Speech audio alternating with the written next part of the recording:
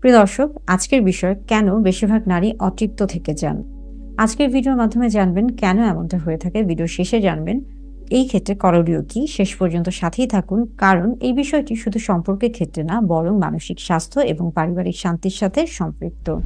Hello viewers, আসসালামু আলাইকুম। আমি ডক্টর নুসরাত জাহান দৃষ্টি, কাজ করছি sexual health educator, clinical councillor এবং ক্লিনিক্যাল সোশ্যাল ওয়ার্কার হিসেবে। নারীর ক্ষেত্রে দেখা যায় কেন অতৃপ্তি থেকে যায়।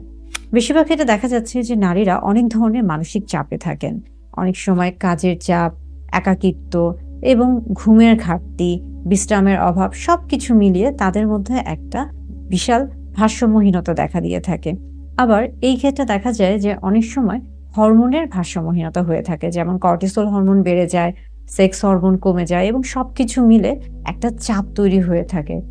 এই ক্ষেত্রে বেশ কিছু ভুল ধারণা রয়েছে।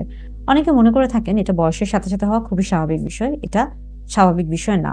বরং যদি এটাকে খেয়াল করা না হয়ে থাকে তাহলে এটা পরবর্তীতে অনেক ধরনের সমস্যা করতে পারে।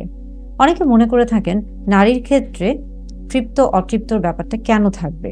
এটাও ভুল ধারণা। নারী এবং পুরুষ উভয়ের ক্ষেত্রেই তাদের শরীরের একটা যৌন চাহিদা রয়েছে এবং তাদের সেই চাহিদাটা নিজেদের সর্বোচ্চ তৃপ্তি দিয়ে মেটানোর অধিকার রয়েছে।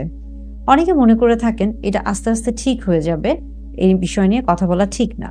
এমনটাও না। যখন এই জাতীয় কোনো সমস্যা খেয়াল করে থাকবেন তখন অবশ্যই যত দ্রুত সম্ভব আপনার সঙ্গীর সাথে খোলামেলা কথা বলার চেষ্টা করতে হবে এবং পরবর্তীতে যদি এই সমস্যার সমাধান না করা সম্ভব হয়ে থাকে তাহলে কিন্তু অনেক বড় ধরনের সমস্যা তৈরি হয়ে থাকবে। এই ক্ষেত্রে কি করা উচিত? এই ক্ষেত্রে অবশ্যই সঙ্গী দুজনকে, অর্থাৎ স্বামী স্ত্রী উভয়কে কোয়ালিটি টাইম স্পেন্ড করা উচিত, অর্থাৎ নিজেদের মতো করে সময় কাটানো উচিত। সপ্তাহে অন্তত একদিন নিজেদের মতো করে সময় কাটানো উচিত।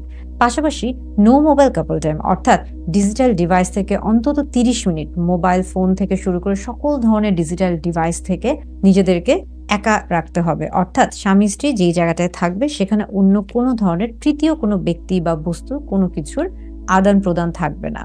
এবং এই ক্ষেত্রে কনসেন্টও খুবই গুরুত্বপূর্ণ একটা বিষয়, অর্থাৎ প্রত্যেকটা বিষয়ে সম্মতি থাকতে হবে দুজনের ক্ষেত্রে, স্বামী স্ত্রীর ক্ষেত্রে।